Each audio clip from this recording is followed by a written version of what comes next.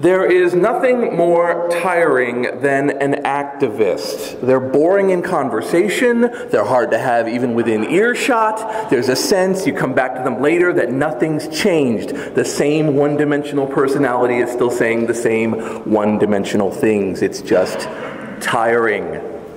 My name is Jason Scott, I'm an activist.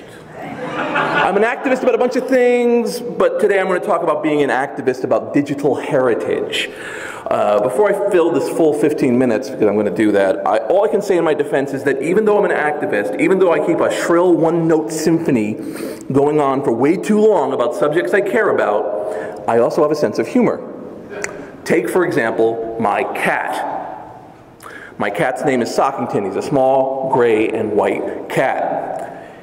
At this moment, he has 1.5 million followers on Twitter.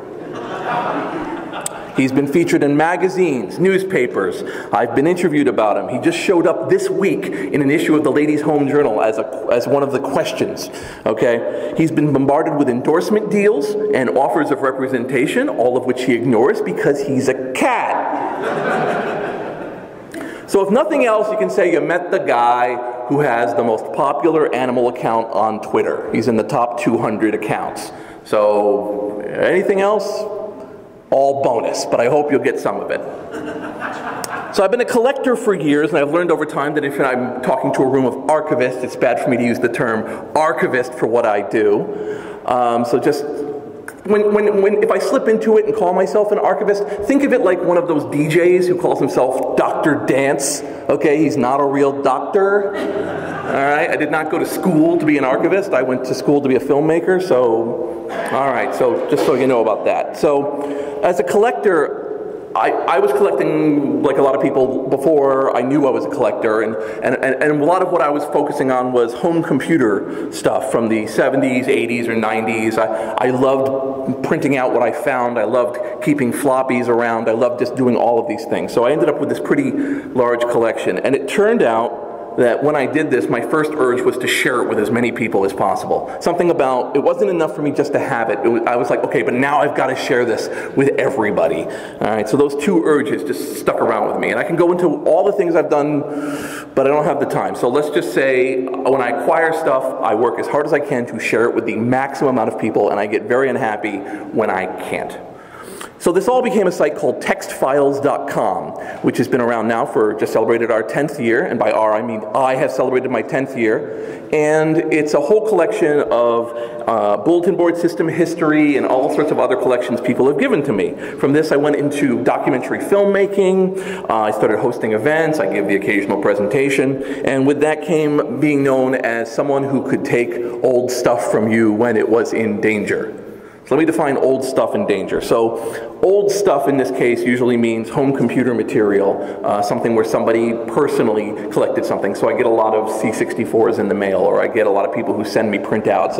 You know, people tend to just say, okay, I have to get rid of this. In fact, it's gotten so much that I've become the go-to guy for this that I have an RSS feed that looks for my name, and people will say, where should this go? And someone will go, oh, give it to Jason Scott, and I will show up 10 minutes later like, yeah, what, hey, and take it. This is how I ended up with hundreds and hundreds of, for instance, Mac shareware disks or regular shareware disks. I have like something like 800 or 900 of those. Put them up on cd.textfiles.com. You know, in other words, there's this life that I've been living where I have been basically taking all this computer history, putting it online, and now people just kind of go to me. And in fact, some people have referred to me as an EMT for computer history, because I'm not really pretty about it, but I might save it. So fast is one of my things. I'm not really good at 6-month turnarounds on figuring out what our plan is going to be so we can get a grant so that we can have a board to decide where we're going to save it. Oh God, it's gone. So, not the way I work. Anyway, so when I say danger, by the way, I mean the danger of deletion. I mean the danger of something being gone. I mean, nobody's going to be killed if we don't get our copies of Pac-Man, but on the other hand, it's a danger to lose something that was there before. So if you just set your baseline to danger and data being a danger, that's what I mean. And what's happened in the last decade or so really, is that an awful lot of computer history is in danger. A lot has been deleted. In fact, if you step back and look at it, a lot of it has been deleted in epidemic proportions. And I'm using epidemic specifically here. I mean, it's a mental condition to accept the loss of data as the price of doing business with computers. And it's one that spreads when people see it happening. And data loss becomes no big thing except for the occasional headline and the occasional shrug. It's a big thing. It's a huge thing. It's so terrible I don't even know how to frame it half the time. So I'm going to start with my own awakening to the problem. It was the shutdown of a site called AOL Hometown, which itself was a collection of previous sites that had been eventually bought out by AOL. And it was the most recent of shutdowns I'd kind of seen in the back of my mind. And they gave 2 months notice for a site that had been around since 1998. So basically they gave about 10 years, and they were like, the last 2 months, yeah, I better get out. Sent out a bunch of email, and then it was gone, really gone. Gone, like real gone. Not like, oh, we left it in the back for you, it's gone. And something about that really cranked me out. And I think it was the sense that people just had made all this stuff online, and it was just wiped away as if it meant nothing. Writing, creating all these sites, even though nobody was maintaining them, people were still referring to that information. But then it was just gone. So I wrote an angry weblog entry, which, if anyone who reads my weblog does, can suddenly imagine, yeah, maybe he does write angry weblog entries. So I said that there should be a team of people who should just rescue this data. Anytime something like this happens, just come on in. And it should be some sort of archive team. And people took me seriously. A dozen people came around and said, I'll be there for you. I offer disk space, bandwidth, and a bad attitude. And it became archiveteam.org. So we made some logos, wrote some really cranky things. One of our beliefs is that when a person comes in and says, what can I do? Our short, pithy response, which if you want to pass this along, someone goes, how can I help? We go to your own damn computer, plug in a USB stick, and copy your documents folder. Because that's the only thing nobody's going to be able to save. You know, maybe if you downloaded some picture or something, we can find it again. But anything you just created in your own folder, nobody's there for you. You are alone. The universe is trying to pull you apart. Just do that, and you've already saved 90% of how it's going to hurt you personally. Well, so, you know, like any club raised in a barn, we were all so proud of ourselves, and we were doing our thing. And then they announced that Geocities was going down. Yahoo announced Geocities was going down. And by announced, I mean they stuck a reference to it in a side fact question along the lines of, why am I having trouble getting into this? Oh, that's because we're deleting everything. So they really buried the lead. And so, anyway, we found out they were being shut down. Geocities! Now, the reactions I saw from websites, news stuff, it really was just awful. Good riddance, blink tag is dead, crappy animated GIFs, who needs more MIDI backgrounds, who needs web rings, don't get us started about web rings. And so I think what they lost was that, like, Geocities was started in about roughly 1995. And for hundreds of thousands of people, it was their first experience with the idea of a web page, a full-color, completely controlled presentation of anything they wanted. For some people, their potential audience was greater for them than anyone in the entire history of their entire genetic line. This was their chance to reach an audience unforeseen for their family. It was breathtaking to them. So, some of the sites that I bumped into, give you an example of a site that I found in the process of looking at Geocities. There was a woman who had a site up for her baby. Now the thing was, her baby had died in 1983. He was born in 1981, he died in 1983. And she had put up in 1997 a site commemorating him. That is a mother's pain to think, what I need to do when I'm faced with this thing is everyone needs to know about my child who died. She had his pictures up, she had some background music, she had some writings about her memories of those 2 years they had before she lost him. And so for her, this was amazing. Completely wiped away by the shutdown. Again, I don't want to talk about too many of these other creation examples, but believe me, they were ones from real people doing real things, and as much as we want to kind of throw them all into some sort of, cartoon-like version of terrible users, they were in fact real people. So with this arbitrary, vicious, heartless move, Yahoo shut down GeoCities, but not before some people got a copy. So archive team used dozens of people, hundreds of IPs, imitating the Google search engine to get around the bandwidth limits, and we duplicated as much of GeoCities as we could. There were other parallel efforts, they're online now as riocities.com and geocities.ws, that also were doing their own process. For us, we got 900 gigabytes of GeoCities. We actually called Yahoo to say, how big are you? We know you can't give us the data, how big are you? And they couldn't answer. They didn't know. And when we called back later, the person who told us had been laid off. So, great. So we ended up with a copy of this site that Yahoo felt it could just delete with no real reason that they had to give, or any kind of other post-deletion actions, and it all fit into a hard drive the size of a pack of cards, right? All this history. So we'd get people who would come to us and watch the GeoCities shut down, and they'd come to us and they'd be like, I talked to Yahoo, they can't help me, nobody's responding. The news item doesn't have any way to comment. What do I do? The one that really got me was this widow. And what it was her husband had been a veteran. And he had put up on GeoCities copies of all of his Army memories and his Army photos and his experiences in the war. And then he had died, never giving her the password. And so she would browse it occasionally, but she couldn't do anything about it. And so can you imagine this woman's horror when they say, oh, we're going to delete it, and she can do nothing, and everything she does. So you can also imagine what kind of letter she wrote us when we responded with this tiny, 4 megabyte .zip file of her dead husband that had died now twice.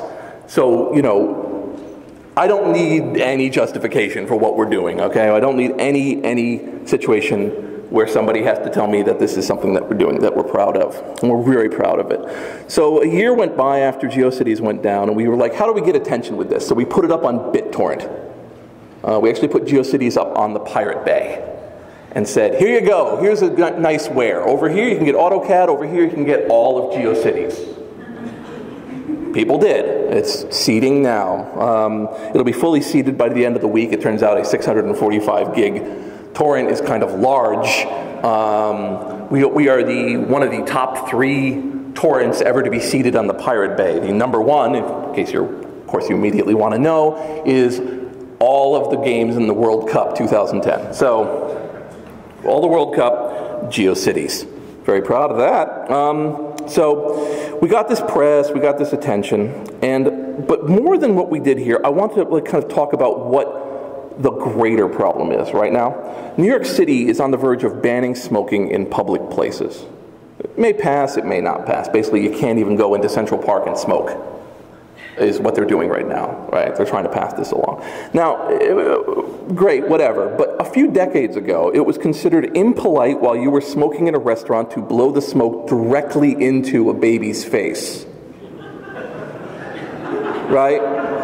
Just a few decades ago, right? I used to live in Waltham, Massachusetts. Waltham, Massachusetts, next to the Charles River, where you could tell what the fall fashion colors were by what color the Charles River was, because they were dumping all the excess dye into it. Because it's just what was done. You can sit there and you can look at people and say like, well, they were evil or not evil, but it's not. What they were was they were in a context of history where this behavior was acceptable until they encountered it not being acceptable through a variety of laws, shame, mores, usually one really good story where somebody died as a result of something, and then things shift, and there are still people who are angry that we've banned smoking, and there are people who are probably angry we don't dump dyes directly into the water. But regardless, now you gotta, where before you had to work hard to defend not smoking in public places, you have to now work hard to defend smoking in public places. It's changed, and so it's not always has to stay the way things are. Right now, GeoCities was a punchline. It's a puff piece. It's the natural order of doing business. And the way that we do it in this world right now, if you've ever encountered embrace, extend, extinguish, Our current process is disenfranchise, demean, delete. Disenfranchise means that we provide people with an environment in which, in fact, they think things are really cool, but in fact they have no rights. They have no ability to contact tech support. They have no ability to really affect things. Facebook, a lot of other social networks. If your Twitter goes down, who do you call? Disenfranchise, cut off any amount of support or awareness by users of their environment, their rights, their ideas, what they're putting their lives into. Demean, when a site falls out of favor, act like it's a ghetto, like it's not worth consideration. You think of Friendster, Orkut, MySpace. Geocities, dozen others, where we just sit there and say, oh God, who cares? Bunch of losers, kids, people who don't know HTML, blinking. You start providing all of these caricatures of what the people were on there as if they weren't real people. And then finally, delete.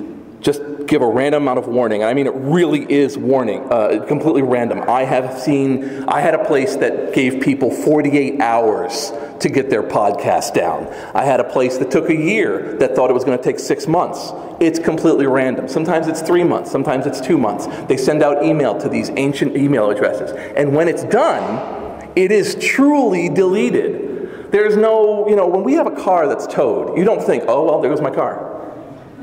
Oh, that's a shame. I had cigarettes in that car.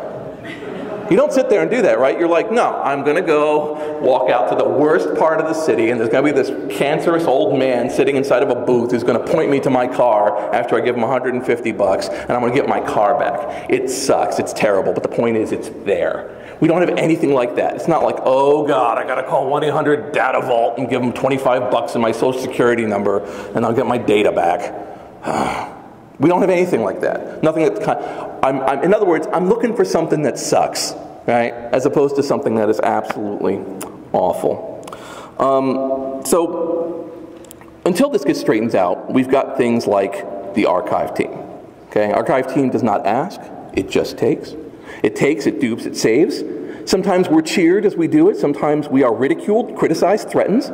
But this isn't a party. It's not a nightclub. It's not trying to be the new thing to pump your fist at and go, yeah, we did something. We're trying to actually change the opinion of this. As I speak here, and I've had to keep jumping over to check it, we've got dozens and dozens of people downloading Yahoo Video. Some people might go, Yahoo Video? Yahoo had video? Well, they did. From 2006 till now, they had a user-generated content site of video that they are deleting on March 15th. We have been aiming a lot of hardware at it. We have found that it is about 20 terabytes of disk space, which a part of you might go, wow, that's a lot. Another part of you might go, what? An entire video uploading site is 20 terabytes? You can right now go to Newegg and buy 2 terabyte drives for $80, right? So, not exactly a lot. So we're just doing this. We're just doing it, we're doing it, we're doing it. We're doing other things. I've been scraping Delicious, because when Yahoo lied and said that they didn't have any way to get rid of it, they got, and they pulled back from totally deleting Delicious. I just started scraping it. So we've gotten 3 million of users off of Delicious. The other thing we're doing right now is we have been archiving every tiny URL shortener. Because URL shorteners are an awful idea. They're probably the worst idea we have had in the last decade. It's like first generation DNS.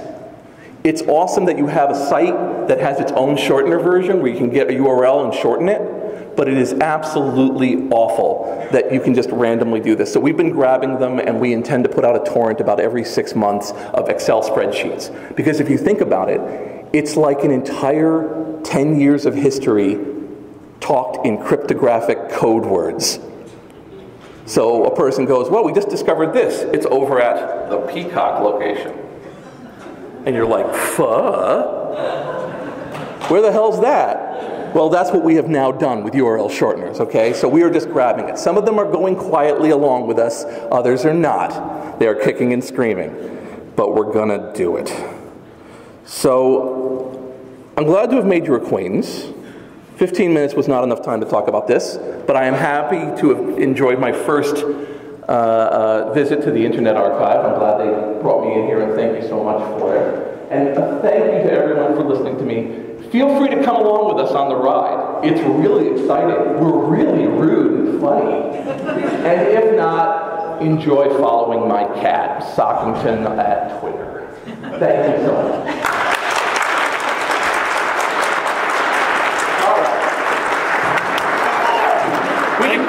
figured out PDA means public display of affection, so hug people when you meet them here.